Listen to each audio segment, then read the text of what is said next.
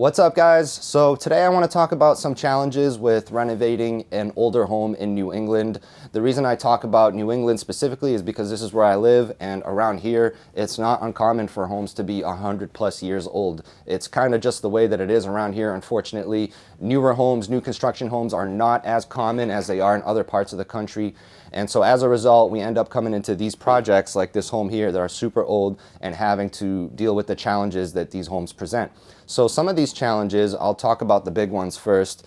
The big one that we like to look out for is your major systems. So usually when you have a home that's 100+ years old, your major systems are going to be outdated. And by major systems, I mean your HVAC, your plumbing, your electrical, your roof, stuff like that. Those are usually the big ticket items. So typically when we go into these projects, we end up having to update all of them. You know what I mean? It ends up making more sense. You know, so many of these homes have the old style copper pipes that burst a lot of the time, and also, you know, knob and tube wiring that can be very dangerous in terms of starting fires. And you know, these types of systems that it's not even worth it. Like, it's more headache for us to try to preserve everything and keep it intact than it is to just rip it all out and start all over again. So that's the first challenge that we have. And really the only way to offset that is to budget for it, is to expect it when you're walking into a project like this and budget for it. The second thing that we worry about, I would say it's almost neck and neck with the first one, is structural. With these houses being so old, again, it's not uncommon to have some issues with the structure of the property. Now, sometimes these are straight up a deal breaker. Like, it's just not worth it sometimes to get into a renovation for a house that literally needs a whole new foundation. Like, the numbers just don't make sense. It literally costs more than it would to fix it up and get paid for it on the back end, so it's not even worth it. But sometimes these homes just have a little bit of, you know, the foundation or the sill or the, you know, the part that holds up the house, you know, maybe it's a little bit beat up, but we can work with it and it needs a little bit of love.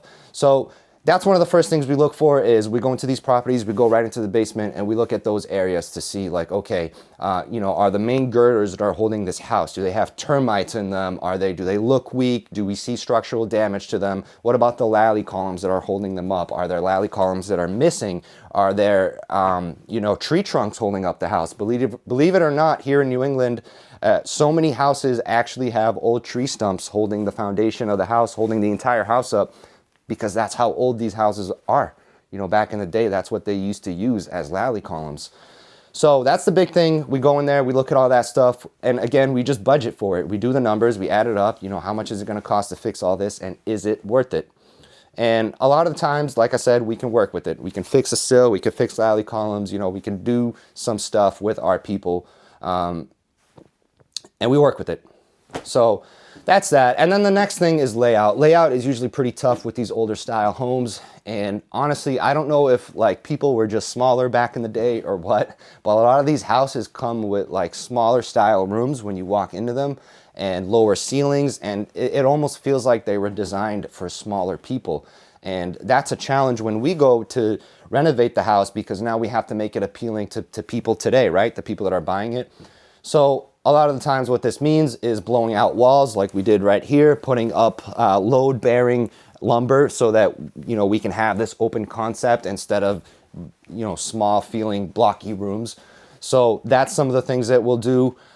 You know, ceiling height is tough to work with. If it's not there, it's really hard to fix that kind of problem. So that can be a tough one, but a lot of the times when we have a smaller looking space, we'll try to add tons of lighting, tons of recessed lighting, and then when we go to do the finished trim work on it, we'll paint it a nice bright color, and that along with the recessed lighting will really make it pop and take away a little bit from that small feeling. So that's some of the stuff that we do, that we try to work with to you know, like I said, just work with this property and try to make it appealing to people despite the way that it was built. You know, a lot of the times, like, it would be nice if it was financially feasible to just tear it down and start all over again. But a lot of the times out here, it's just not the case. And the other thing too is, like, a lot of these houses have historic charm, especially in the city of Boston, that, like, it's almost like you want to preserve that, but you want to make the home more appealing to people today.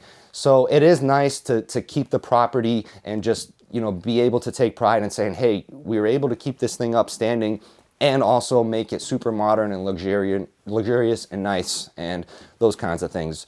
So, you know, that's just my experience. If you guys have different experience, different feedback, input, I know in other parts of the country it's different than it is out here in New England. So I am definitely curious to hear about it. If you guys want to drop a comment, I'd definitely love to chop it up with you and, you know, talk about your experiences and your thoughts. So thank you guys for watching. Thank you for your support. If you find this valuable, definitely like and subscribe to the page. Thank you.